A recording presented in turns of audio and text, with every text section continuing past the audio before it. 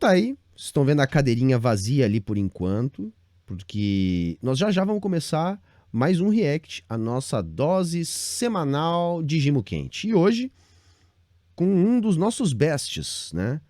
O Gimo de Negócios. Lembrando que essa turma aí, ela vai digievoluindo, né? Começa ali como Carlos Piloto, depois digievolui para Gimo de Negócios, até chegar na fase adulta como Gimo Rico, né? Eu achei legal essa analogiazinha aí, não lembro exatamente onde é que eu vi, mas provavelmente foi num desses feeds da vida. Então vamos começar mais um react, fique com a gente. Hoje, Jovem de Negócios, mais uma vez ele, aliás, essa turma aí é responsável por alavancar a esquerda radical na internet, hein? Muito obrigado a toda essa turma aí, porque é o seguinte, eles conseguiram fazer um grande favor pra gente, claro que inconscientemente, porque a gente estava aqui há muito tempo falando de teoria, tentando explicar as coisas, só que a dinâmica da internet é uma dinâmica do entretenimento. E então era pouco atrativo, era, vamos dizer assim, não era não havia um bom incentivo para as pessoas assistirem esse tipo de teoria. A partir do momento que a gente começou a fazer essa dinâmica do React, a gente pegou emprestado, então, essa dinâmica do entretenimento para também tratar de teoria. Então, vamos aproveitar que tem essa galera difundindo, né, fazendo esse papel de ideólogo aí, espalhando a ideologia do mercado. A gente aproveita que essa galera espalha a ideologia do mercado para vir aqui e demonstrar como isso se trata tão somente de ideologia, né? Que isso não é ancorado na realidade, né? Então vamos mais uma vez assistir aqui ao Jovem de Negócios, que a gente gosta de chamar de Gimo de Negócios, né? O Gimo de Negócios que vai tentar explicar o funcionamento da economia. Eu, como sou metido a gostar de falar de economia também, vocês sabem disso, vou aproveitar para explicar para a galera alguns fundamentos. Bora ver. Em 1991, um grupo de turistas ficou preso numa mansão antiga na Grã-Bretanha. Ideologia que começa sempre com uma analogia, né? Analogia é a paixão dessa galera, a gente já sabe. Então vamos lá. Um grupo de turistas que ficou preso numa mansão. Vamos ver, né? Eu repito isso porque é ilustrativo. Essa galera precisa recorrer a analogias, porque na realidade material é difícil deles poderem amparar suas narrativas. A mansão estava toda decorada e cheia de itens antigos e valiosos. A casa tinha comida, móveis, livros e uma série de ferramentas dos mais variados tipos, mas estava completamente fechada de qualquer contato com o mundo exterior. Com o tempo, os moradores... Viu só? E são sempre analogias hiperrealistas, né? Eles decidiram se apossar de cômodos e itens da casa como se fossem seus. E começaram a negociar entre si essas coisas com o dinheiro que tinham. Eles criaram uma espécie de economia dentro da mansão em que tudo tinha um preço e tudo podia ser negociado. Até que... Saca, é igualzinho a realidade, né? Tipo, a realidade é assim, é tipo um banco imobiliário, né? Cada um começa ali, né? Chega na parada, se apossa de algumas coisas e a partir disso que já tem de arrancada, começa o jogo, né? As pessoas trocam, né? Fazem investimentos, preferências temporais, abrem mão do consumo, né? Para poder poupar e aí depois investir o que foi poupado, saca? É assim, exatamente como funciona a economia, né? Todo mundo quando sai já tem um dinheirinho no banco, uma casinha para começar, um empreguinho, algumas coisinhas para entrar no jogo. É bem assim. A sua vida é assim? Conta para nós aí no chat. um dia, um homem mascarado invadiu a casa, deixou um saco cheio de dinheiro e foi embora, vedando a passagem por um... Mais realista ainda, né? Quem não recebe um saco cheio de dinheiro, né? Mas olha só onde ele vai chegar, é curioso. Eu assisti um pedacinho, já sei onde ele vai chegar. Esse homem do saco cheio de dinheiro é o Estado malvadão que está imprimindo dinheiro. Mas vamos lá. Onde tinha entrado, trancando novamente os turistas. Os moradores, acostumados com a sua situação, não se desesperaram e decidiram, de forma civilizada, dividir igualmente entre si o dinheiro. Eles perceberam que a quantidade de dinheiro que o ladrão colocou dentro da casa era exatamente o dobro do dinheiro que eles já tinham. A consequência, como todos sabiam que todos tinham o dobro de dinheiro, Eles começaram a elevar os preços dos itens e bens que negociavam, até que os preços se estabilizaram no dobro do valor que começaram a negociar inicialmente. Bom, talvez você tenha percebido que essa não é uma história real. Na verdade, ela é, mas não numa mansão Talvez. Será? Na verdade é. E olha só. com turistas presos que um ladrão benevolente decide doar uma quantidade enorme de dinheiro num saco. É uma história que acontece todos os dias na nossa economia. Economia é provavelmente o assunto mais importante das nossas vidas, afinal... Quer dizer, ele diz que isso acontece todos os dias. Então, todo dia vem um ladrão com um saco de dinheiro, nos dá o dinheiro, a gente percebe que ganhou o dinheiro, e aí toda a economia percebe que ganhou o dinheiro a mais, e aí então aumenta os preços, porque sabe que todo mundo tem mais dinheiro. É isso que acontece na economia, é assim. Né? Tipo, na analogia dele, o papo é, o ladrão é o governo, é o Estado malvadão. Então o Estado malvadão todo mês deposita um dinheiro a mais na nossa conta, é isso? É isso que ele faz. E aí todo mundo vai ficando mais rico, mas os bens disponíveis na economia são os mesmos, então o preço desses bens no mercado sobe, porque tem um efeito riqueza ali, todo mundo está sabendo, e é isso que acontece. É assim a economia. Todo mundo tem opiniões fervorosas sobre as decisões econômicas do governo da Dilma, do Lula, do Bolsonaro. A gente conversa e debate sobre elas dentro de casa, numa conversa do bar e até no primeiro date do Tinder. A gente fala tanto sobre economia porque a gente reconhece que a nossa vida é absolutamente influenciada por ela. Mesmo que nós simplesmente só estejamos reproduzindo o que outras pessoas falaram e emitindo opinião sem de fato entender como a economia funciona. Vamos voltar para os nossos turistas enclausurados na mansão cheia de itens. Por que os preços negociados dobraram de valor? Vamos lá. Quando o homem mascarado aumentou, a disponibilidade de compra de todos aumentou. Todos sabiam que poderiam cobrar mais caro pelos seus itens, já que todos teriam mais dinheiro para pagar por eles. Portanto, se há na casa um secador, uma cama e um sofá, juntos custando 100 libras, por exemplo, após o homem mascarado dobrar a quantidade de dinheiro para todo mundo, esses mesmos itens passam juntos a custar 200 libras. Afinal, existe o dobro de dinheiro para representar a mesma quantidade de itens. Por outro lado, e se o ladrão tivesse aumentado a quantidade de itens negociáveis na mesma proporção que é de dinheiro que ele deixou lá? Então, quer dizer que agora haveria o dobro de todos os itens também. Então, teria mais um secador, além daquele que já tinha, mais uma cama, mais um sofá. E 200 libras juntas seriam distribuídas entre 2 secadores, 2 camas, 2 sofás. Ou seja, os preços não mudariam. Você começou a entender os fundamentos do funcionamento da economia. Os turistas são... Não, tá, gente, por favor, tá? Não, ali você não entendeu nada, tá? O que ele explicou ali não faz o menor sentido. E, assim, são muitos motivos. Primeiro, tá? Não tem ladrão nenhum depositando dinheiro na nossa conta. Tá? Não é assim que o governo imprime dinheiro. Tá? A primeira coisa que a gente tem que entender aí é como é que o dinheiro novo entra na economia. Tá? A partir dos gastos do governo. Não passa um helicóptero jogando dinheiro, não nasce em árvore, não é que nem banco imobiliário, cada um ganha um pouquinho. O governo não deposita na conta de todo mundo. Não, quando o governo gasta, e sempre que ele gasta, falando do governo federal, tá? Os municípios e os estados dependem de arrecadação, a mecânica é diferente. Mas o governo federal, que é quem emite a moeda, tá? Só quem faz expansão de base monetária, só quem tem soberania monetária é o governo federal. Então, como é que o governo federal expande base monetária? Ou sei lá, como é que ele emite moeda, né? Que seria mais correto dizer. Quando ele gasta. Mas ele não joga dinheiro fora. Ele gasta como? Comprando mercadorias, né? Ou pagando salários, né? Ou contratando serviços. Ou seja, ele está pagando por algo a ser executado. Se ele paga um salário, por exemplo, ele paga o salário de um servidor público federal. Esse servidor público federal, então ele emite para pagar o salário do servidor público federal. O servidor público federal gasta esse dinheiro onde? Comprando serviços e mercadorias na iniciativa privada ou de empresas estatais, mas de maneira geral, na iniciativa privada. Se ele compra mercadorias, por exemplo, ele está fazendo com que mercadorias que foram produzidas sejam vendidas. Então aquela emissão que foi utilizada para pagar um salário, na verdade, foi utilizada para comprar uma mercadoria que foi produzida. Tá? Não foi produzida pelo governo. Se ele comprou com essa emissão, fez um pagamento de uma obra pública, por exemplo, construiu uma rodovia.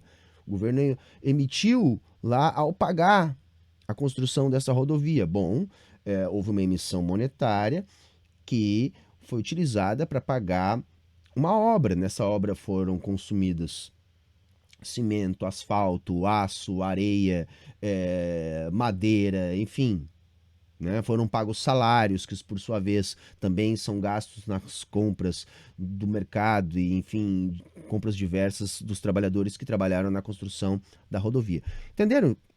Que aí já tem o primeiro problema. A economia não funciona assim, do jeito que eles falaram. Segundo, os agentes econômicos não têm a noção do todo, assim, de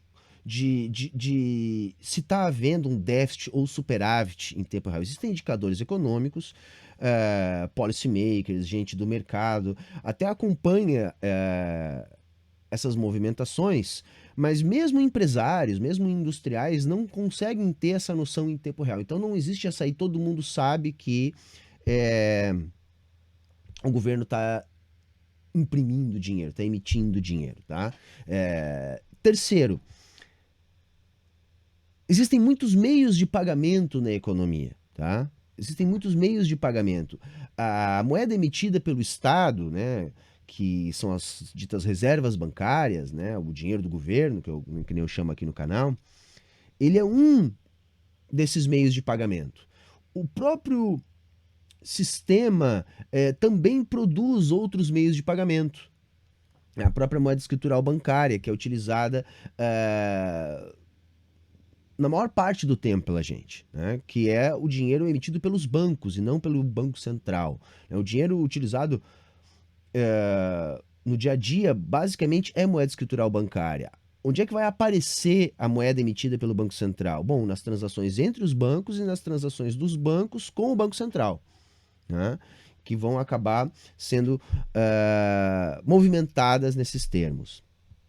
Então, assim, não há como haver o controle dos chamados agregados monetários, ou seja, não há um controle rígido da base monetária. Os bancos centrais não controlam o quanto do dinheiro é emitido na economia, né? O que é possível controlar é a taxa de juros, né? A taxa de juros que é controlada e mais diretamente controlada no curto prazo. Vamos ver se mais para frente eu vou ter espaço para falar um pouquinho sobre isso, mas assim, por essa analogia que ele apresentou aqui pra gente, a gente não só não aprende nada, como fica completamente confundido. Confundido, tá? Por quê? Porque não é assim que acontece. Não é assim que acontece. É ainda pior que aquela analogia da família, sabe? Não tem tributação nenhuma, não tem nada. Ele simplesmente quer dizer que a inflação, ela é um efeito da emissão. Está dizendo, olha, é uma questão meramente monetária, porque se você aumenta o volume de moeda na economia, sem aumentar o volume de mercadorias, de bens, enfim, de produto na economia, você está produzindo inflação. Mas isso está errado em muitos níveis, porque, por exemplo, o PIB que a gente fala, ele é um fluxo, tá? Ele não é um estoque, é um fluxo. A gente não pode misturar as duas coisas, né? Então, assim, não dá para entender nada de economia a partir dessa analogia que ele fez. Porque não é assim que funciona o processo de emissão e de estabelecimento de preços na economia capitalista. Mas vamos ver, porque vai ter que achar muita coisa para falar ainda nos próximos 13 minutos que faltam ainda de vídeo.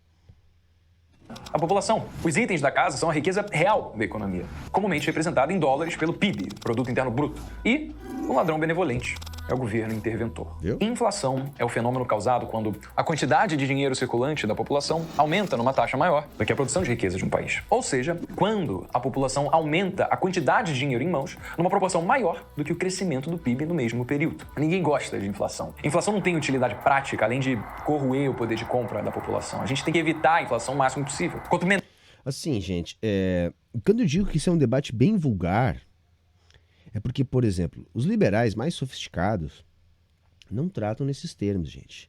Nenhum liberal tem coragem de falar em neutralidade da moeda no curto prazo, ou seja, que a emissão não vai alterar o nível de produto no curto prazo, tá? O nível de atividade, melhor dizendo, no curto prazo. O que eles debatem é que no longo prazo acaba sendo, tá? Então, a discussão já é um pouco diferente nesse sentido aí, tá? Mas essa discussão sequer existe entre esses liberais mais vulgares, tá? Menor a inflação, mais estável e previsível é a nossa economia. Com inflação baixa, a população pode planejar melhor o seu futuro. Famílias não têm sua renda real corroída e a incerteza sobre a economia é menor. Agora, de fato, a inflação alta é muito ruim, tá? O ideal da economia capitalista é uma inflação baixa e estável, tá? Esse é o ideal, né? Porque deflação é sinal de recessão econômica, né? De crise do capitalismo, e uma inflação alta também não é bom porque ela diminui o poder de compra da classe trabalhadora. E o maior perigo da inflação é a aceleração, né? Quando a aceleração aparece nos fenômenos inflacionários é preocupante, tá? Pode, no limite, acabar com a moeda, né? Nós tivemos aqui no Brasil um problema sério de inflação, nós chegamos a ter superinflação no Brasil, tá? Eu não gosto de classificar como hiperinflação, porque eu acho que hiperinflação é determinada pela falência completa da moeda, ou seja, quando a moeda deixa de servir, inclusive como instrumento de troca. Eu acho que isso a gente viu na Alemanha nazista, a gente viu em alguns momentos agora mais recentemente na Venezuela, mas no Brasil a moeda sempre acabava ainda funcionando como meio final de troca, né? Embora os preços já não fossem mais pautados pela nossa moeda. Então eu classifico como uma superinflação. Nós convivemos com isso. A Argentina está se aproximando disso, né? A Argentina está aí chegando talvez a 90% de inflação. E isso acaba colocando o país numa armadilha muito difícil que no médio prazo já começa a impedir o crescimento da economia. Começa a deteriorar a parque industrial, começa a haver uma perda de competitividade, enfim, o país vai ficando para trás quando ele acaba convivendo por muito tempo com a inflação, tá? Então, de fato, a inflação é um problema para a economia capitalista. O que permite com que ela cresça e prospere. Por isso, no Brasil existe um órgão chamado de CMN, Conselho Monetário Nacional. O CMN é formado por um grupo de pessoas que, juntas, determinam uma meta de inflação para cada ano do nosso país. A meta de inflação é uma faixa aceitável para a inflação no próximo ano. Vamos lá, para 2021, por exemplo. A meta de inflação é de 3,75% com uma tolerância de 1,5 ponto percentual para cima ou para baixo. E quem deve buscar atingir essa meta de inflação é o Banco Central. A principal função do Banco Central é garantir um palco lindo para o maior crescimento da produção de riqueza brasileira ao menor nível de inflação possível. E o Banco Central é equipado com um cinturão de ferramentas para manter a inflação dentro da meta estipulada pelo CMN. Mas controlar a inflação não é um trabalho simples. O mundo não é tão previsível assim. Bolhas econômicas, choques do petróleo, coronavírus. Esses são os acontecimentos que impactam o mundo inteiro e que não foram previstos. Assim, o Banco Central deve tomar diferentes atitudes e utilizar diferentes ferramentas de diferentes formas a depender das circunstâncias à sua volta. Então, como funciona a economia brasileira? A primeira ferramenta do Banco Central para regular a economia são os juros. Juros definem o custo de oportunidade do dinheiro. O custo de oportunidade é o que a gente está abrindo mão de ter ao tomar uma decisão. Por exemplo, se a gente investe o nosso tempo em um relacionamento duradouro, o que a gente está abrindo mão? A gente está abrindo mão de nos relacionar descompromissadamente com algumas ou várias pessoas naquele mesmo tempo. Isso mais uma analogia, tá? Porque a gente acredita que no futuro a gente vai ter ao nosso lado uma grande amizade, a gente vai ter vivido momentos inesquecíveis e vamos fortalecer os laços e, quem sabe, até construir uma família. O custo de oportunidade de estar solteiro é não poder desenvolver vínculos fortes com uma só pessoa. E o custo de oportunidade de estar compromissado é não poder relacionar-se com várias pessoas. E com dinheiro não é diferente. No Brasil, a nossa taxa de juros se chama de taxa Selic. E é o Banco Central quem define quem é a taxa Selic. Quando o Banco Central diminui a taxa Selic, há um incentivo. Tá, vamos lá, senão ele fala muito, depois eu não sei tanta coisa que ele falou. A primeira coisa é o seguinte, tá? Ele tá falando da taxa básica de juros. A taxa básica de juros, gente, ela é a taxa de juros a ser praticada no mercado interbancário de reservas, tá? Que é onde de fato é negociado o dinheiro emitido pelo governo. Então, assim, no final do dia, os bancos, eles têm que fechar os seus caixas, tá? Então, assim, eles fizeram uma série de operações, as pessoas sacaram, pagaram, fizeram um monte de coisa, muito disso foi pago, foi liquidado como moeda escritural bancária nos terminais do próprio banco. No final do dia, o banco tem que fechar, vamos dizer assim, o montante das suas reservas para fechar seus caixas. E essas reservas bancárias são lá a moeda emitida pelo Estado. Se o banco, quando vai fechar, ele precisa de mais reservas bancárias do que ele acabou ficando no final do dia, ali, fazer o seu fechamento, ele precisa recorrer ao mercado interbancário de reservas. Então, ele precisa de mais reservas. E essas reservas, então, ele vai captar juros. Qual é essa taxa de juros? É a taxa básica de juros. Por que eu estou explicando isso? Porque quando a gente fala em taxa que o Banco Central estabelece, taxa Selic, a taxa básica de juros, não é a taxa que os bancos cobram da gente.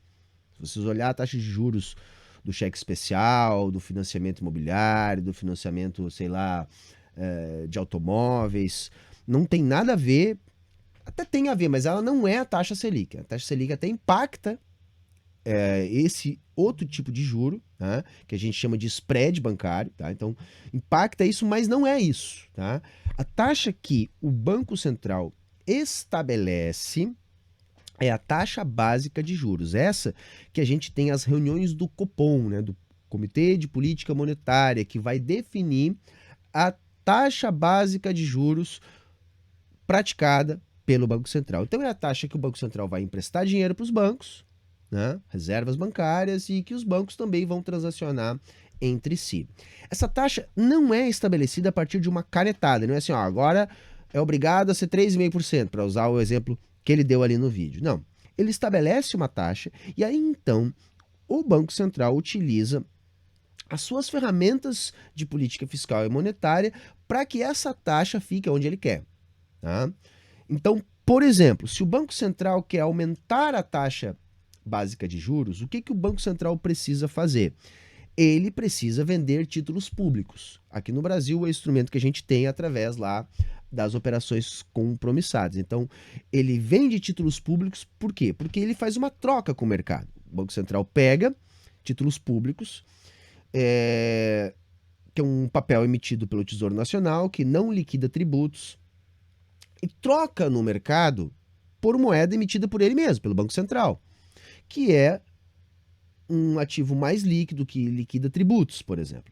Na prática, ao vender títulos públicos, né, o que o Banco Central está fazendo quando ele quer subir a taxa de juros? Ele está retirando liquidez da economia, ele está tirando reservas do mercado de reservas. E aí sim a gente vai ter lá a atuação da lei de mercado. Se você tem menos reservas em mercado, o preço dessas reservas, que é a taxa de juros, que é o preço do dinheiro a prazo, sobe. Estão entendendo? Então o Banco Central vende títulos, por exemplo, para forçar a taxa de juros para cima e colocá-la aonde ele quiser. O contrário também pode acontecer. Se o Banco Central quer baixar a taxa de juros, ele simplesmente faz o processo inverso. Ele pode comprar títulos públicos, tá, que estão em poder do mercado. Então, o que ele faz? Ele pega papéis que estão com os bancos, por exemplo, que não liquidam tributos e troca por reservas bancárias, ou seja, por moeda que liquida tributos. Ou seja, ele está colocando mais liquidez na economia e, assim, aumentando a disponibilidade de reservas bancárias no mercado interbancário de reservas, fazendo a taxa de juros baixar. Então, é assim que o Banco Central manipula a taxa básica de juros. Onde ele vai colocar a taxa básica de juros? Bom, aí é uma decisão macroeconômica que tem a ver com aquilo que o Banco Central entende enquanto estratégia de crescimento da economia. Em alguns momentos ele pode entender que a taxa precisa ser um pouco mais alta, às vezes ele pode entender que a taxa é um pouquinho mais baixa. Mas basicamente é assim que é feito, vamos dizer assim, a política monetária. Aqui no Brasil a gente não tem muitos instrumentos não no Banco Central, tá? O nosso Banco Central tem poucos instrumentos para fazer esse tipo de política. Agora parece que foi liberado ali que o Banco Central intervenha também no mercado de títulos privados. Havia uma discussão, não sei se foi aprovada ou não, para liberar depósitos remunerados no Banco Central, mas no final das contas o mecanismo acaba sendo o mesmo. A ideia é, o Banco Central precisa de ferramentas para injetar liquidez na economia ou retirar liquidez da economia para estabelecer a taxa básica de juros, que é essa taxa que ele quer que seja praticada no mercado interbancário de reservas. Essa taxa praticada no interbancário de reservas vai impactar o spread bancário, que é a taxa que os bancos e as financeiras cobram da gente. Por quê? Porque isso vai impactar na facilidade ou não, né, do banco que está fornecendo crédito em captar reservas. Então, geralmente, quando cai a taxa Selic, tende a haver também uma queda no spread, ou seja, uma queda no spread não, mas na taxa de juros cobrada pelo sistema bancário, né, que é o que a gente vai chamar ali de spread bancário. Mas vamos lá, vamos ver o que ele está falando aqui da taxa básica de juros. Para que a população contraia empréstimos, financiamentos e realize mais gastos no cartão de crédito. Por quê? Porque como bancos... Tá, mas só a correção é essa, tá? A taxa básica de juros não é a taxa que a gente usa para realizar empréstimos, tá? Isso até vai haver um impacto ali na frente, mas não é essa. A taxa Selic, na verdade, é a taxa que vai indexar títulos públicos, tá? Boa parte dos nossos títulos públicos são indexados a Selic. E é a taxa que o Banco Central quer que seja praticada no mercado interbancário de reservas, que é a taxa que nós também chamamos de taxa de juros curta da economia, tá? Que é a taxa de overnight, que é a taxa que o Banco Central quer para o dia. A taxa longa de juros aí, ela já não é determinada diretamente pelo Banco Central. Tendencialmente, a taxa longa de juros costuma acompanhar a curva curta de juros, tá? E para além disso, que não necessariamente elas vão estar uma acompanhando a outra, né? O Banco Central, quando dispõe de ferramentas legais para isso, também pode atuar na curva longa de juros se ele puder atuar no mercado de juros futuros, né? Que aqui no Brasil não pode, por exemplo. Brasileiros tendem a acompanhar os juros da economia. Ao reduzir a taxa Selic, bancos permitem que a população pegue dinheiro emprestado a juros mais baixos. Ou seja, crédito fica mais barato. Por outro lado, as aplicações na renda fixa, como poupança ou CDBs, rendem menos também. Ou seja, quando o crédito fica mais barato, o custo de oportunidade de deixar dinheiro investido na renda fixa aumenta. Afinal, se crédito está tão barato agora, talvez seja justamente agora a hora de financiar aquele carro que eu sempre sonhei, ou aquela casa que eu sempre quis. Então, por que eu vou deixar dinheiro guardado no banco rendendo a juros tão baixos? Juros baixos tornam o crédito mais acessível para a população. E crédito acessível estimula o consumo. Se a população consome mais, as empresas que vendem para a população ganham mais dinheiro. E com mais dinheiro em caixa, empresas investem em mais projetos internos, contratam mais pessoas para tocar esses projetos para manter-se competitivas em relação aos seus concorrentes. Porque assim é a forma como elas fazem para não perder participação no mercado. E, com mais pessoas contratadas, há uma redução na taxa de desemprego e aumento no poder de compra por parte desses novos empregados. E, em paralelo, o que acontece? Investidores sentem-se inclinados em retirar o seu dinheiro dos seus investimentos em renda fixa, porque eles estão rendendo a juros tão baixos, e enviar esse dinheiro para o setor privado, onde eles vão ter maiores retornos. Por isso, esses investidores investem na bolsa de valores, constroem imóveis para alugar para terceiros, criam negócios. Tudo isso porque o Banco Central reduziu a taxa Selic, a taxa básica de juros da economia. Além disso, é comum empresas terem dívidas de longo prazo que acompanham a variação dos juros na economia. Ou seja, se os juros diminuem, a sua dívida diminui, a dívida da empresa diminui. Então, como a população está consumindo mais e os juros da dívida das empresas estão mais baratos, o valor de mercado das empresas aumenta. Então, elas se tornam mais valiosas. Por isso, os preços de ações na Bolsa de Valores tendem a subir em cenários de baixa dos juros. Você acabou de conhecer uma medida realizada pelo Banco Central quando ele assume uma política monetária expansionista. Tá, gente, assim, isso tudo é em tese, tá? Em tese. A tese é essa, que se você baixa a taxa de juros, você estimula, vamos dizer assim, o consumo. Resumindo, é isso que ele explicou ali. Mas isso não é necessariamente uma regra se a gente não tiver demanda. Por exemplo, o Brasil, quando teve agora, alguns anos atrás, a menor taxa de juros da sua história, pela primeira vez que eu me lembre, uma taxa negativa, a gente chegou a ter uma taxa básica de juros ali em 2%, a gente não viu a economia crescer, né? Por quê? Porque não adianta você reduzir os juros também se você não tem expectativa de demanda, se você não tem demanda, não vai haver investimento, tá? Então não é também assim tão direto isso, tá? Política expansionista diz respeito à expansão da oferta de moeda na economia. Sob essa política expansionista, o foco é sempre pautado no aumento da produção interna pela iniciativa privada e geração de riqueza. Mas, em cenários de alta inflação, o Banco Central pode optar por outro tipo de política monetária, a contracionista. como é que ela é? Sob um cenário de inflação alta, o Banco Central deve aumentar a taxa de juros. E o que acontece? Os bancos, Bradesco, Caixa Econômica, Santander, Itaú, Banco do Brasil, eles vão emprestar dinheiro a juros mais altos, o que, você sabe, vai tornar o empréstimo menos acessível. Crédito fica mais caro para a população, portanto, há redução no consumo. E com menos consumo, empresas vendem menos produtos e serviços. Com menos vendas, as empresas precisam então cortar gastos para manter a sua rentabilidade e, às vezes, também aumentar o seu endividamento para conseguir manter as suas operações. Ou seja, a taxa de desemprego aumenta. Agora, há menos pessoas empregadas e, portanto, menos pessoas capazes de consumir. E o que acontece com os investidores? Os investidores, eles veem baixos retornos sobre os seus empreendimentos privados ou no mercado de capitais e decidem migrar o seu capital para o setor público, já que os títulos de renda fixa oferecidos pelo governo rendem mais do que o setor privado. Isso desestimula a produção de riqueza do país. Esse modelo de política contracionista normalmente é bem sucedido em frear a inflação, porque ele desaquece a economia, mas não é sempre... Quando é uma inflação de demanda, tá, gente? Basicamente, o remédio de juros para controlar a inflação é utilizado para controlar uma inflação de demanda. Então, por exemplo, se você tem um processo inflacionário e você precisa frear a atividade econômica, você aumenta o juro. Você aumentando o juro, você dificulta o crédito, né? Você deixa o crédito mais caro e aí então a tendência é haver menos consumo e aí você diminuindo a demanda, você acaba com a pressão de demanda que está produzindo o fenômeno inflacionário, tá? Mas não é só essa a única forma, tá? Assim, de utilizar os juros para conter um processo inflacionário. Por exemplo, uma outra forma que é utilizada aqui no Brasil. Por exemplo, agora, a última vez, gente, tá? A gente viu um processo inflacionário escalar aqui no Brasil. Então, o juro de 2%, a taxa básica de juros, saltou para 13,5%, 13,25%, uma coisa assim. Né? Num curto espaço de tempo, em menos de um ano, saltou de 2 para 12. Por quê? Para tentar controlar a inflação. Só que a nossa inflação não era uma inflação de demanda. Nós estávamos aí com 14% de desemprego, não havia pressão de demanda ocasionando o fenômeno inflacionário. Entretanto, nós tínhamos um fenômeno inflacionário e o que o Banco Central fez? Aumentou a taxa de juros para tentar controlar a inflação. Então, os economistas do nosso Banco Central são burros?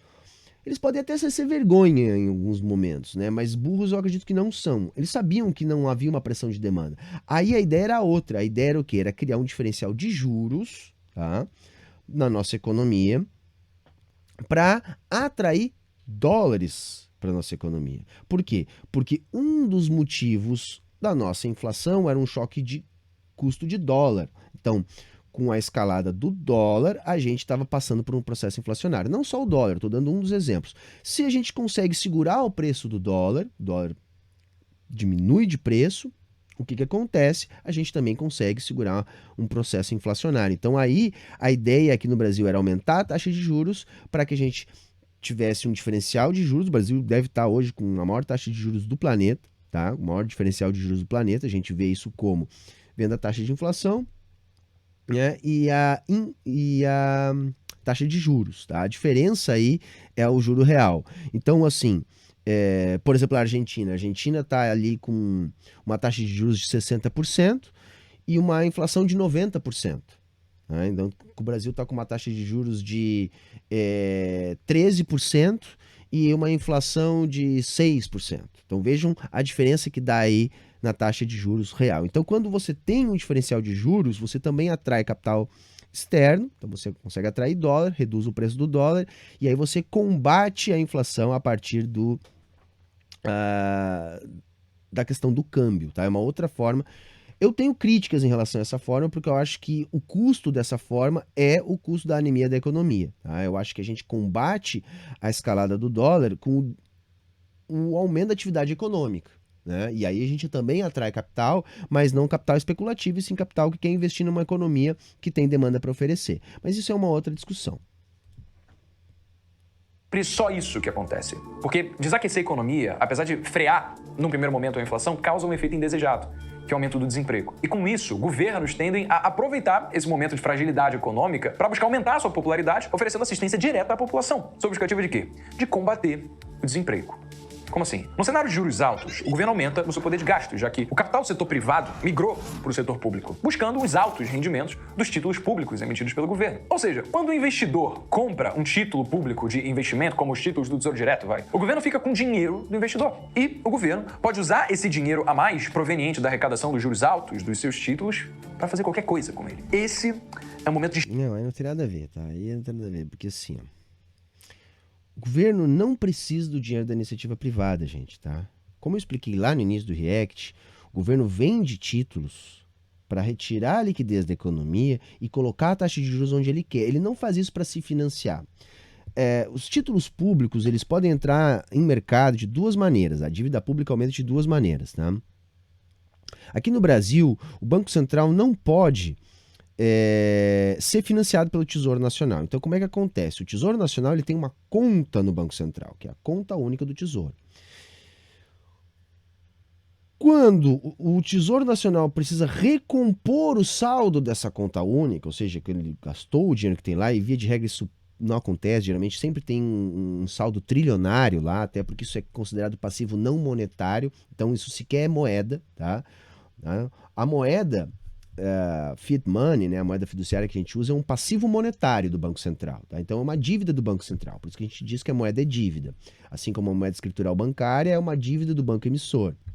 Né? Então toda moeda ela é uma dívida criada a partir de uma contrapartida que faz com que esse crédito possa existir na economia. Então a moeda é crédito. Por exemplo, a moeda escritural bancária ela é um crédito concedido a partir da contrapartida da dívida que você assume com o banco. Por exemplo, se você usa o seu limite do cheque especial, bom, esse dinheiro que você usou a mais do que você tinha na conta ali, vamos supor que você usou R$1.000 do limite do seu cheque especial. O banco, ele não pegou R$1.000 de alguém para lhe dar. Não, o banco criou esses R$1.000, ele deu. E criou com base em quê? Na sua dívida. Ele está dizendo, olha, Joãozinho, você agora tem uma dívida de 1.000. Então ele vai lá e bota no balanço do seu caixa, no lado do ativo, ele vai lá e bota dívida do Joãozinho de 1.000. E no lado do passivo, ele bota lá 1.000. Ou seja, a moeda escritural bancária, ela é um passivo do banco emissor. Então vejam, o banco literalmente cria essa moeda na conta do Joãozinho porque o Joãozinho criou uma dívida com este banco. Então ele coloca lá no lado do ativo a dívida e no lado do passivo, então o banco cria o dinheiro. Por quê? Porque deve haver ali uma identidade contábil entre ativo e passivo nos bancos, né? Resumindo, assim, seria isso. Mesma coisa no Banco Central, gente. Mesma coisa no Banco Central. Tá? O Banco Central, ele vai emitindo crédito, né? Dívida, um passivo, que quando se transforma num passivo monetário, é a moeda emitida. Como é que os títulos entram em circulação? Bom, de duas maneiras. Uma é quando o Tesouro Nacional quer recompor o saldo da conta única, então o Tesouro Nacional vende títulos públicos, então a dívida pública ela é aquilo que é calculado a partir do que está em mercado, tá? Então o Tesouro vende. Esses títulos eles podem ir parar também na carteira do Banco Central. Tá? Quando, por exemplo, o Banco Central decidiu baixar a taxa de juros. Então, quando o Banco Central decidiu baixar a taxa de juros, ele vai comprar títulos públicos que estão em poder do público, né, trocando pelo seu passivo, ou seja, pela moeda que ele emite. Então ele pega títulos que estão no setor público e coloca em sua carteira. Passam a ser ativos do Banco Central. Como é que esses títulos podem voltar ao mercado, que é a outra maneira dos títulos públicos entrar em mercado? Bom, quando o Banco Central quer fazer subir a taxa de juros. Então ele vende títulos públicos que estão em sua carteira, trocando por moeda que ele mesmo emitiu. Né? Tributos, venda de títulos públicos pelo Banco Central, na prática estão fazendo o quê? Estão destruindo passivo monetário. Saca? É como assim? É como se você fosse no cinema, e aí você recebe um ticket para entrar no cinema. Então vamos supor que quem lhe deu o ticket foi o Banco Central. Tá? Na hora que você vai entrar no cinema, ou seja, que você pagou o tributo, ou que você comprou um título público, né? O dono do cinema lá, que é o Banco Central, ao pegar o seu ticket, ele rasga o ticketzinho e diz, agora você pode entrar. Ou seja, aquele ticket já cumpriu a sua função. Por que eu estou explicando esses termos? Para vocês entenderem que Banco Central, emissor de moeda soberana, não precisa vender títulos públicos para se financiar. Tá? Ele se financia gastando. A emissão de título público é uma ferramenta de política fiscal e monetária. E eu falo assim porque para mim não há separação entre política fiscal e monetária. Tá? Então, assim, os governos não precisam do dinheiro da iniciativa privada. A iniciativa privada não financia o governo. O governo não precisa de empréstimo do poder público, do setor privado. O poder público não precisa de empréstimo do setor privado. É o contrário, gente. Para que o setor privado tenha a moeda do Banco Central como seu ativo, é necessário que isso seja o passivo do Banco Central. Portanto, é o déficit do Banco Central, tá, que constitui o superávit da iniciativa privada. Então, por isso que eu digo que é rigorosamente o contrário. Não é o Estado que precisa do dinheiro da iniciativa privada. É a iniciativa privada que precisa do dinheiro do Estado. Porque o que o Estado precisa da iniciativa privada são produtos e serviços. Isso ele não faz, ele não produz nada. Agora, para que exista uma economia capitalista, um ambiente de negócios onde produtos e serviços possam ser comercializados, é necessário a existência do Estado fornecendo a moeda e garantindo a institucionalidade jurídica, bancária, onde isso pode acontecer. Então, veja, não quer dizer, por exemplo, que os tributos sejam inúteis. Não é isso, tá? Porque os tributos acabam condicionando o curso da moeda. Por que que os agentes econômicos trabalham em reais na economia nacional? Porque eles têm que liquidar tributos em reais. Sabe, o banco, para operar aqui no Brasil, ele tem que se relacionar com o Banco Central em reais. Todo o sistema de pagamentos é compensado em reais porque o real é a moeda estabelecida pelo Banco Central, que controla o nosso mercado interbancário. Então, no mercado interbancário só valem reais, o que faz com que os bancos só operem em reais nesse mercado e o que faz com que todos os agentes econômicos, para utilizarem os bancos disponíveis na nossa economia, também necessitem ter reais. Então, há uma corrida dos agentes econômicos em busca dos reais que são emitidos a partir dos gastos do governo. Estão entendendo? Então, a dívida do governo é um superávit privado. Tá? Então, assim, por isso que esse tipo de analogia, ela deseduca. Essas analogias que esses liberais utilizam, elas são deseducadoras quando o assunto é macroeconomia. Extrema importância para a gente analisar a gestão de um governo. Porque o governo pode optar por distribuir esse excesso de dinheiro com programas que desestimulam a produção de riqueza. Ou ele pode optar em distribuir esse dinheiro com programas... Tudo isso é fanfic, tipo, não há excesso de dinheiro, gente. Se o governo tá vendendo, porque a analogia dele não tem o menor cabimento, sabe? Se o governo está vendendo muitos títulos públicos, quem é que está vendendo? É o governo, é o Tesouro Nacional ou o Banco Central?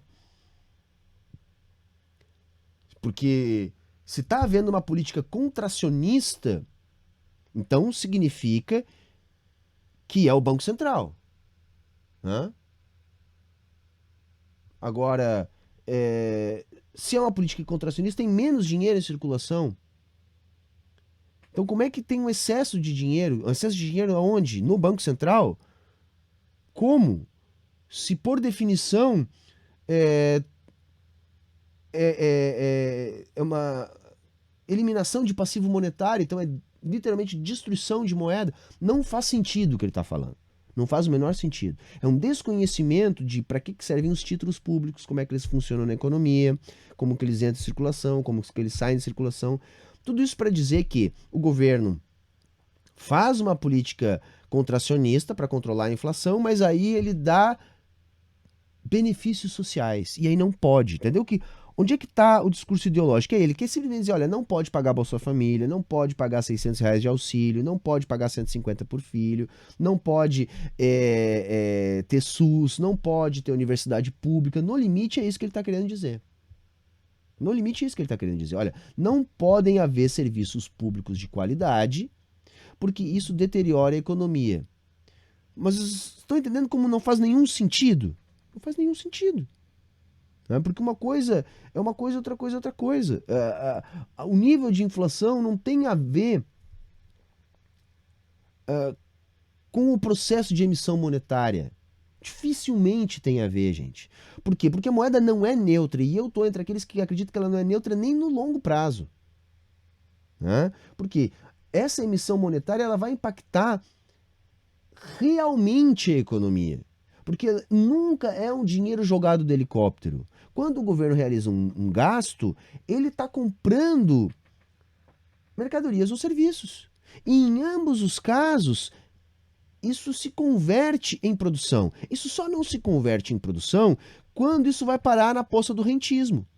Porque o pobre consome 100% da renda. Agora, o bilionário é que vai fazer o entesouramento.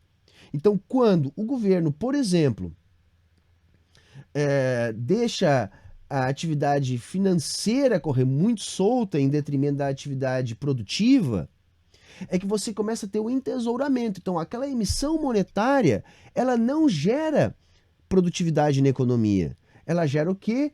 Rentismo na conta dos que já têm muito.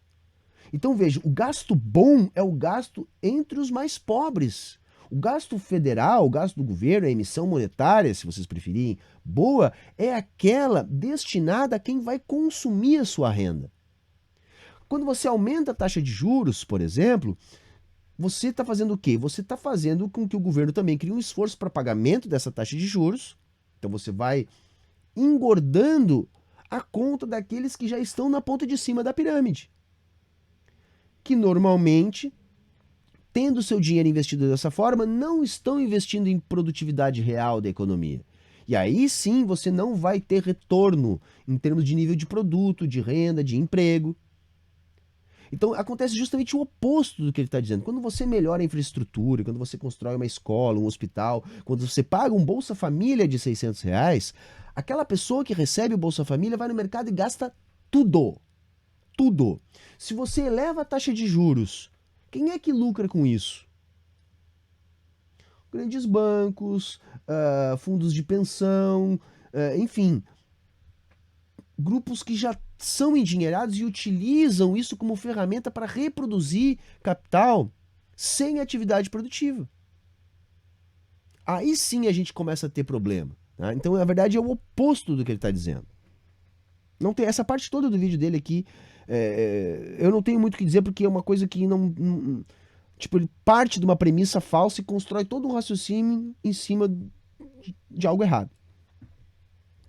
Mas que incentivam a produção de riqueza. Normalmente eles optam pela solução de curto prazo, desincentivar a produção. Porque as medidas de curto prazo são as soluções que vão ser positivamente recebidas pelas massas, mas que vão prejudicar mais ainda o país no médio prazo. Como assim? No momento... Será que não faz sentido, gente? Porque assim, então para que o governo iria subir a taxa de juros? É só baixar a taxa de juros. A taxa curta é estabelecida pelo Estado. É só manter a taxa de juros baixa, que sempre você vai ter incentivo à produção, e aí você não vai ter problema inflacionário. Mas é que a coisa não é tão simples assim, né, gente? No momento de aumento de desemprego, governos tendem a buscar o aumento de sua popularidade distribuindo dinheiro diretamente para a população menos favorecida. Sabe por quê? Porque o extrato social que não teve acesso à educação de qualidade é o que mais sofre com o desemprego em momentos de alta dos juros. Vamos lá, pessoas extremamente qualificadas dificilmente ficam desempregadas e, se ficam, elas rapidamente conseguem emprego de novo. Agora, com pessoas menos favorecidas, por outro lado, estar desempregado... Isso é uma panaceia liberal, tá, gente? Assim, porque é evidente que quem tem melhor formação educacional tem menos dificuldade de conseguir um emprego. Entretanto, isso não é garantia nenhuma. Se fosse por isso, a gente não tinha tanto advogado dirigindo Uber, né? Tanto engenheiro fazendo papel de coach aí, né? Não, uma coisa para funcionar depende da outra, tá? Os liberais gostam de dizer, não, Para a economia crescer, basta tirar o Estado da jogada, criar instituições fortes, estáveis, independentes da política democrática da democracia burguesa. Um governo, então, que pouco atue, garanta apenas a segurança jurídica, bancária, não se meta em nada e que se tenha uma educação de qualidade. A fórmula liberal do desenvolvimento basicamente é essa, tá? Você tem fortalecer instituições independentes da política, pouco gasto e educação de qualidade. E aí, bum, o crescimento acontece. Só que isso nunca foi verificado em nenhum lugar do mundo. Não? O que a gente vê? A gente vê que as economias que crescem investem na geração de mercados. Porque os liberais vão dizer, olha, se você fizer isso, você vai dar os incentivos corretos, né? Com a educação melhorando, as pessoas vão entender a dinâmica do mercado, vão passar a poupar mais para financiar o desenvolvimento, se aumenta o nível de poupança e se investe, e você tem os retornos na economia a partir do desenvolvimento dos setores corretos, vai? Isso tem a ver também com custo de oportunidade, com as próprias características locais que vão fazer com que determinados negócios sejam melhores que outros, a depender do lugar do mundo, a depender da expertise, eles vão dizer que isso vai acontecer. Só que isso na prática não é o que acontece. O que a gente observou? A gente observou que quando o Estado consegue ser eficiente na criação de mercados, ou seja, quando o Estado gasta bem, porque não é só gastar, né, galera? O Estado tem que gastar um dinheiro bem gasto. Quando o Estado gasta bem e consegue criar mercados, né, com o desenvolvimento dos mercados, acontece o desenvolvimento da institucionalidade. Eu não conheço ninguém em sã consciência que entenda de macroeconomia que não defenda educação de qualidade e uma institucionalidade também forte, firme. A questão não é essa. A gente quer uma institucionalidade funcional, então é necessário uma série de instâncias institucionais para fazer com que o ambiente de negócios prospere, isso é fato, e a educação também precisa melhorar. Mas a educação e a institucionalidade não vão sair voando puxando os próprios cabelos. É o desenvolvimento do mercado que faz com que exista o desenvolvimento da educação e da institucionalidade. E da poupança. A mesma coisa, eu já tenho vídeo aqui no canal explicando isso. A poupança, gente, ela é produto do crescimento da economia e não causa. Não causa, porque vejam, isso é até um pouco óbvio se a gente parar para pensar, porque vejam, só é possível poupar aquilo que se tem. E para se ter algo, foi necessário que esse algo seja produzido. E para que algo seja produzido, foi necessário um investimento. Portanto, o investimento precede a poupança. Então, a poupança, ela não é produto da abstenção do consumo, e sim produto do crédito para investimento. Então, o crédito vem antes da poupança. A poupança é produto do desenvolvimento econômico.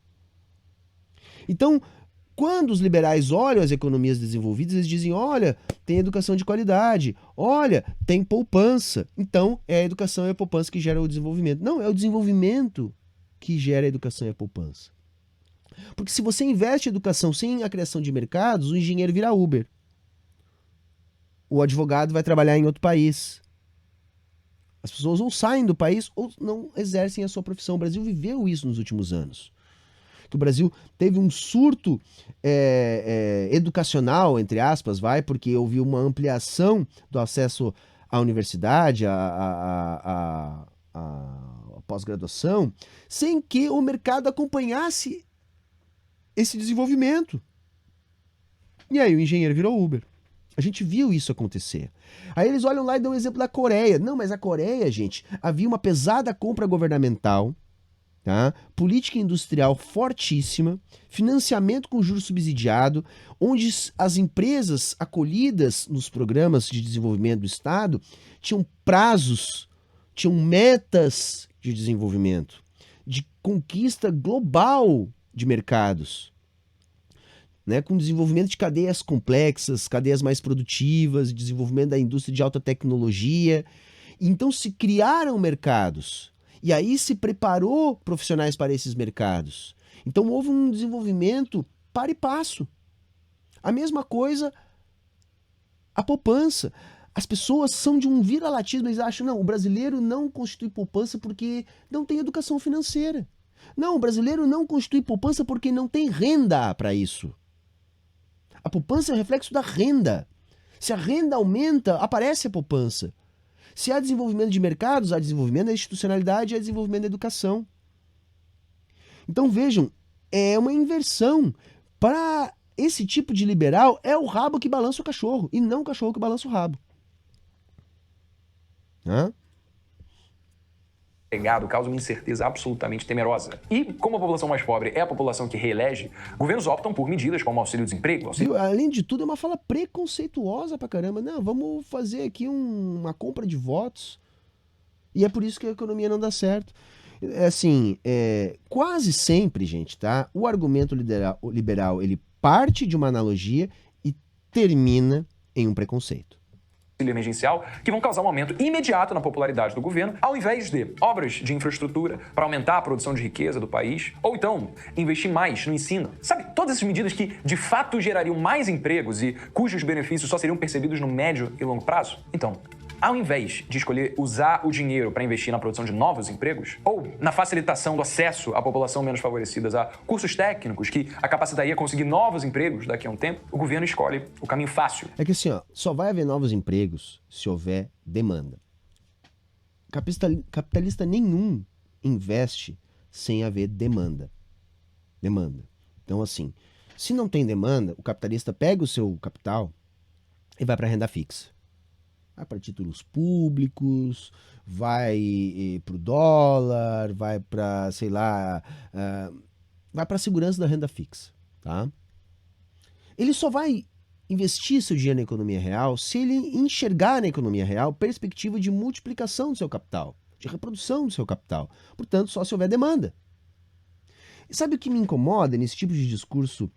É o seguinte, o que esse cara acha que acontece com os R$600 que a Dona Maria e o seu João lá recebem do Bolsa Família? O que ele acha que acontece com esses R$600? Será que ele acredita que a Dona Maria pega os R$600 e coloca num fundo de renda fixa? Ou, quem sabe, talvez, a Dona Maria pega esses R$600 e compre tudo no mercado, já que R$600 para uma família não dá nem para arrancada. Se a Dona Maria, ao invés de colocar na renda fixa, optar por ir ao mercado, e aí vocês pensem o que é mais óbvio que ela faça, se ela comprou no mercado, ela está trocando esses R$600 por feijão, arroz, massa, azeite, leite, farinha, tá trocando. E tudo isso foi produzido pela economia.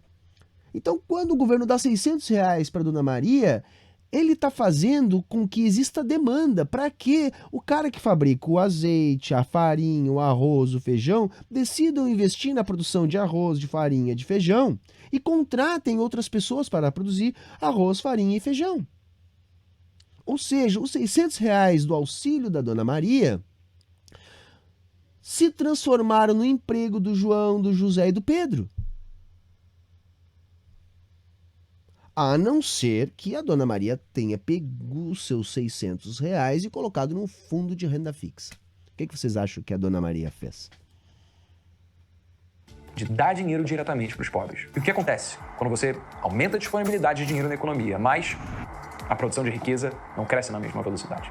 Inflação, sob o discurso de ajudar os menos favorecidos. Entendeu? O Bolsa Família agora virou o ladrão que dá dinheiro. E a produção da economia capitalista virou uma mansão fechada onde não se pode produzir nada novo. É tão absurdo. Vamos tentar botar essa analogia dentro de uma coisa menos impossível. Então, o ladrão chegou e depositou o dinheiro lá numa fábrica de produzir coisas novas dentro da mansão. Então você vai ter mais dinheiro, mas vai ter mais produtos. Acho que aí seria uma analogia mais próxima do que é a realidade. Por exemplo, quando o governo paga o Bolsa Família, eu acho que vocês já entenderam, vai para o mercadinho, ou seja, realizou um monte de capital lá que foi produzido, que estava parado lá na prateleira do mercado. Ou vai, por exemplo, uma obra que financia a infraestrutura. Da mesma maneira. Então, a analogia seria, o ladrão chegou e construiu ali dentro da mansão uma fábrica de produzir mais coisas com esse dinheiro novo.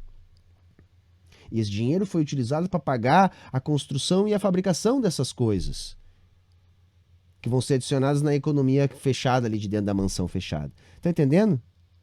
Não sei se eu consegui fazer ficar menos absurda essa analogia que ele fez aqui para falar essas bobagens que ele falou ao longo do vídeo.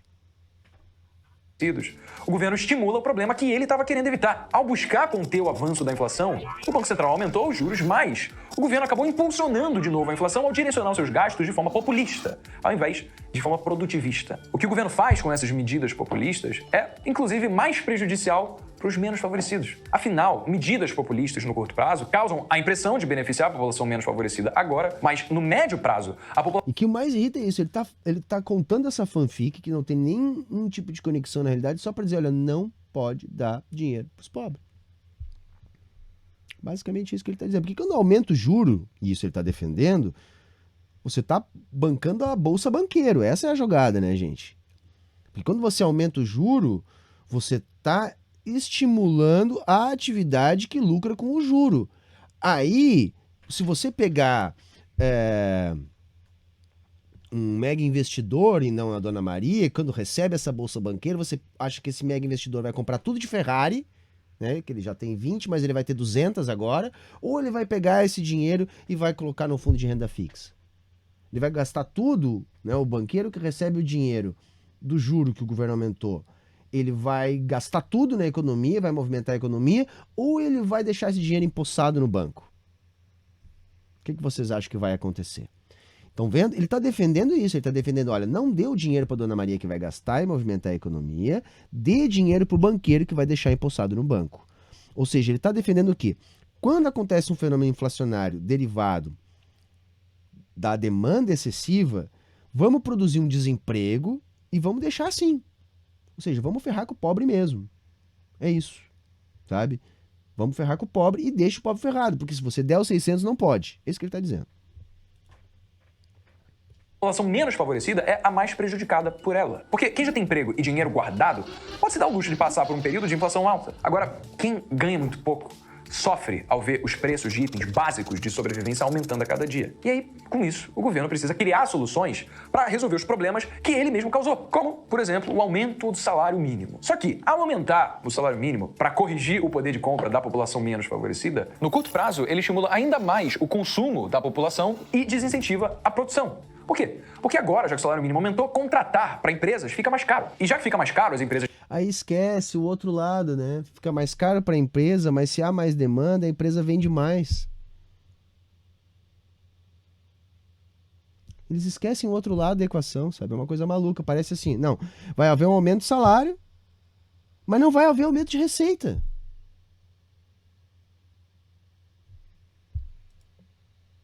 têm mais gastos e, por isso, produzem menos, o que diminui a oferta dos seus produtos e serviços na economia. E aí, como a oferta de produtos e serviços diminuindo pela baixa produção e... É isso que eu estou dizendo. Você aumenta a demanda, mas na cabeça do nosso gimo de negócios aqui, você aumenta a demanda, mas há um incentivo à diminuição da produção. Galera, não, tá? É rigorosamente o contrário. Quando há um aumento de demanda... Tá? Na economia capitalista, você tem um incentivo ao aumento da produção, tá? É isso que acontece, tá bom? É o contrário do que ele está dizendo aí. Por uma demanda maior por consumo, pelo crescimento do salário mínimo, o que acontece com os preços dos itens básicos? Eles aumentam ainda mais. Isso que... Tem uma outra coisa, assim, ele vai falar, desculpa eu ir cortando, mas assim, não dá. Se há demanda, gente, não interessa o valor do salário. Por quê? Enquanto houver demanda, o capitalista vai produzir para realizar seu capital a partir da expectativa de demanda, expectativa de realização do capital. Então, o que ele vai fazer? Se aumenta o custo da força de trabalho, que é o aumento do salário mínimo, não vai ter problema nenhum, porque isso aí ele vai trabalhar com a sua margem de lucro. Então, ele vai continuar aumentando o preço do produto enquanto houver margem de lucro e houver demanda que supra a produção que ele está investindo. O problema está sempre na demanda, porque se não tem demanda, não adianta baratear o salário, gente. Vamos pegar o que aconteceu no Brasil agora. O que a gente viu no Brasil? A gente viu, pela primeira vez, desde o início lá do Plano Real, a gente não ter ganho real no salário mínimo. Tá? O governo Bolsonaro foi o primeiro governo, desde o início do Plano Real, a não conceder aumento real do salário mínimo. Então o salário não aumentou. Segundo, houve uma reforma trabalhista que flexibilizou as contratações, permitindo contratos intermitentes, aumentando a pejotização, enfim. Houve uma redução brutal no custo do trabalho no Brasil. Se reduziu muito o custo de contratar pessoas no Brasil. E o que aconteceu com o desemprego? Se manteve da mesma maneira. Porque não adianta você reduzir o custo da mão de obra sem haver demanda. Porque se o custo da mão de obra cai, mas não há demanda, não há investimento. O capitalista não investe porque ficou mais barato contratar. Ele só vai investir se ele achar que vai vender. Se ele achar que vai vender, não interessa se o salário é 100 ou se é 200. Ele vai produzir do mesmo jeito, pagando 100 ou 200, desde que ele acredite que ele vai conseguir botar um preço superior ao seu custo. Se não há demanda, não interessa se o preço do salário baixa. A gente viu isso acontecer. Então esse argumento de que se aumentar o salário diminuir a produção, ele não tem pé nem cabeça, porque é justamente o contrário que vai acontecendo na economia. Cria um ciclo vicioso em que os preços sempre aumentam e o governo sempre precisa auxiliar os pobres, o que é um palco para a inflação correr solta. A melhor ajuda à economia brasileira vem através do incentivo à produção de riqueza, focada em medidas para o médio e longo prazo, não em medidas tapa-buraco voltadas para o curto prazo. Porque nessa de buscar sempre medidas de curto prazo, em busca de popularidade, os governos tendem sempre a atacar as consequências do problema ao invés das causas. Só que, nesse caso, o governo atacar as consequências faz com que ele acabe se tornando a própria causa do problema. Por isso, seja por meio de investimento em obras de infraestrutura, seja por menos de investimento em ensino, as melhores decisões que o governo pode tomar são aquelas relacionadas à facilitação do empreendedorismo, a iniciativa privada. Porque com mais empresas, há mais produção, mais geração de riqueza, menos desemprego. Mais empresas também significa mais competitividade. A economia capitalista precisa da iniciativa privada para crescer, tá? Isso é uma coisa lógica, tá? Como é que a iniciativa privada cresce? Com a criação de mercados. Então é o governo que tem que garantir que vai haver demanda. Tá? A China está fazendo isso há 30 anos. Aí o liberalzinho da internet vai lá, olha a China, e diz, a China vai quebrar amanhã. A China está quebrando amanhã há 30 anos. Enquanto isso, a China segue crescendo e logo vai ser a maior economia do mundo. E o que a China está fazendo? Está investindo em mercados, está criando mercados. É isso que ela está fazendo. E aí cria-se empresas. Então veja, não sei se em algum outro lugar do mundo se tem tanto estímulo ao empreendedorismo quanto na China. Olha a quantidade de empresas que nascem lá. Por que nascem tantas empresas na China? Porque tem um ambiente livre de negócios? Não, porque tem criação de mercados. Então, se você quer desenvolver a economia... Veja, eu não estou nem falando em socialismo. Se você quer desenvolver a economia capitalista, você precisa desenvolver mercados. Com mais competitividade, há mais oferta de produtos e serviços no mercado. E se há muitas empresas produzindo mais, elas buscam criar uma proposta de valor maior para os seus clientes. Por quê? Porque vejam, para várias empresas produzirem mais, o que precisa? O que vai fazer com que existam muitas empresas produzindo mais? Pessoas comprando mais. De outra maneira, essas empresas não vão produzir mais. Só uma coisa faz as empresas produzirem mais: ter mais pessoas comprando. Só isso. De outra maneira, não existe como as empresas produzirem mais. Porque elas querem se diferenciar das suas concorrentes e, com isso, o que elas fazem? Reduzem os preços para se tornarem mais atraentes e ganharem participação de mercado. Um incentivo... As empresas não reduzem preços, tá? No máximo, elas deixam de aumentar os preços, tá? A redução dos preços, geralmente, gente, quando é que ela acontece na economia capitalista? A partir do avanço de tecnologia. Então, quando você tem uma mudança na técnica de produção, quando você tem um ganho de escala de produção, aí você consegue mudar os preços, tá? Exceto os mercados de preços flexíveis, tá? Commodities, né?